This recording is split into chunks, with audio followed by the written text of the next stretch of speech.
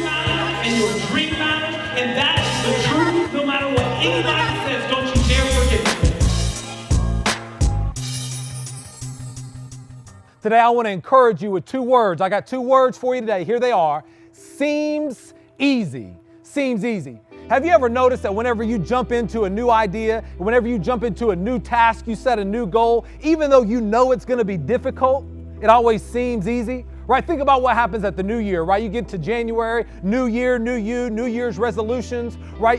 Everybody gets fired up, right? The ladies, they go get the new yoga pants. Maybe you go to Academy, you get a new Under Armour, look good, look great, play great. Some of you don't know much about that, but maybe it'll change for you one day. And so you get into the mix, right? And you think, man, you know what? This year, I'm going to set this new PR. This year, I'm going to be all state. This year, I'm going to get bikini ready come summer, right? I'm going to lose those LBs. I'm going to be ready to go. And you get in and you start fired up, so ready to go, and then about a week in, what happens?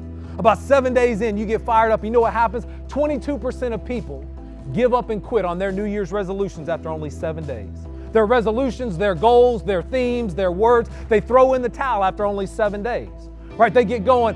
40% of people after 1 month give up and quit, right? The longer it goes, the more people give up and quit. After 3 months, 50% of people, half people who make a goal, half of the people who make a resolution give up and quit, even though it seemed easy on January 1, even though it seemed like something they wanted to do, right? After 6 months, you hit June, 60% of people have given up and failed, thrown in the towel on their New Year's resolutions. Why? I'm no sociologist, right? I'm not a psychologist. I'm not super smart. I'm a fighting Texas Aggie. But what I do know is I believe the reason people give up and quit on their goals, 40%, 50%, 60%, the reason people give up and quit is because it doesn't matter how easy it seems. It doesn't matter how sweet you talk. What matters is what you do. What matters is what you do. And we can start out with motivation, and we can be motivated, and we can be fired up. And motivation is nothing more than a transformation of your desires. Motivation is nothing more than this sense that says, I want something. And hear me, motivation is important, because no matter how great coach is, coach can't coach want to. If you don't want it, coach can't give it to you. You've got to want it. Motivation is important. It's a transformation of desire. But what happens after a little while, right? You get into that idea, you get into that season where you're trying to reach that goal. What happens after a week, after a month? All of a sudden, motivation starts to do what? It starts to wane off, right? You talk about, I want to get bikini ready for the summer, but I kind of also want some tacos. You know what I mean? Like I want some 6-pack, but I also want to go hit a pizza, right? That motivation wanes. And so many people think that all it takes is motivation and then they're good to go. But the problem is they don't make that next step. The problem is they don't make the transition from motivation, the transformation of their desires, to discipline, the transformation of their actions, right? And you want to have and reach your goals and dreams, be it on the field or in life. You can't stop at motivation. You've got to transition onto discipline, the transformation of your actions. Why? Because what you do matters.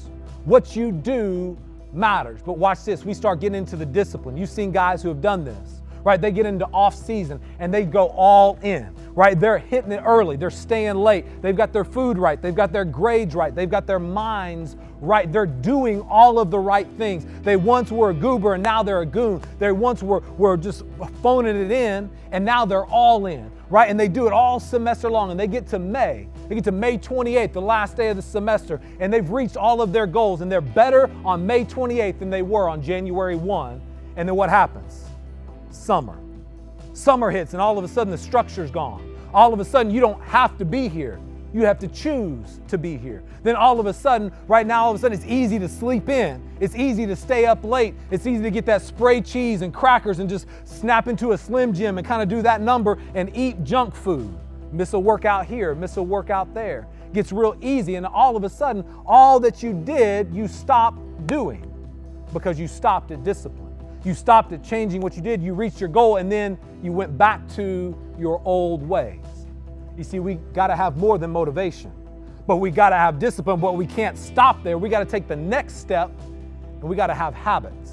Because if motivation is a transformation of desire, discipline is a transformation of your actions, and habits are a transformation of your thinking. That habits are the transformation of your thinking, that it's not just what I do, but now it's how I think. It's not just that I work hard and that I'm disciplined, but my entire mindset has changed. 2.5 years ago, I was 330 pounds. I was big enough and strong enough to pick up a house, but I couldn't run around it. I had over a 500-pound bench press, 700-pound squat. I could take 400 pounds and overhead press it, 4 plates, and not think twice about it. Do it on command. I was a big, strong dude, right? We go to Target with my wife, though, and we get about halfway to the back of the store. You know what they have at the back of the store? The shoe section, right? I wasn't trying to get new kicks, but they had these seats that you could sit on to try shoes on. So I'm like, I just finished my cardio workouts at the back of the store. So I would sit on the stools at Target and say, baby, come back this way when you're done shopping, and we'll get back to the front. We'll get out of here. We'll go get a Whataburger, triple meat, triple cheeseburger, mustard and pickles, jalapenos, McWhata size with some apple pie and sweet tea. That was my thing. And I knew as long as I lifted big, it didn't matter what I ate. But something happened very quickly as I started trying to engage and hang out with my sons. I realized it was hard to walk up the stairs. I realized that there was something broken on the inside. I would start to travel and speak, and I began to believe the lie that people would only listen to me because I was big. I only had an influence because I was strong. I began to find my identity in what I did and not who I was. And let me tell you this, man. You'll never find success, not in the field or in life, so long as your identity is wrapped up in what you do and not who you are. You want to be successful, it comes down to who you are. And so I decided, and that day I had to do something hard. I had to find a way to change what was broken on the inside. And so after I finished double fisting steaks at a wedding on September 26, 2015, that next morning I told my wife, baby, I'm going vegan. And she laughed at me for 3 minutes. She said, you can never do it. And I said, bet. Watch me. I was motivated. I was going to prove her wrong, right? And so I was going to lose the weight. I was going to change my life so that I could be healthy on the inside and find my identity in who I was and not just what I could lift. Well, I was motivated until I hit the corner in Texas. You know what they have in Texas about every 13 feet? Whataburger, barbecue, right? I had a $5,000 barbecue pit with smoked meat for all of my friends and for myself. I love meat, and it was difficult, but I made that step to my discipline to change not just my desires, but my actions. And over time, day in and day out, it was difficult. People would ask me, isn't it hard? Isn't it hard not to eat meat? Yeah, it was hard. I love a burger. I love brisket. I love meat. And it was difficult day in and day out, day in and day out. But then about a year and a half in, I lost about 85 pounds. About a year and a half in, somebody said, man, isn't it hard not to eat meat? And I said, no, actually, I don't even think about it. And I realized that what had happened, because I put in the work to change my actions day after day after day, week after week, month after month, semester after semester, all of a sudden it had become a habit and my mind had been transformed. I had changed the way that I thought about meat. And so I want to ask you right now, are you willing to commit to the process of moving past motivation, past discipline, and into habit to be successful? Do you want to be successful on the field and in life bad enough that you would commit to it long enough that it would not just change your motivations or your actions, but it would change your mind? Man, you want to find success in the game of life? You want to find success on the field or off? I want you to hear this. Your habits will make the hard things seem easy. Your habits will make the hard things seem easy. And finding success will never be easy.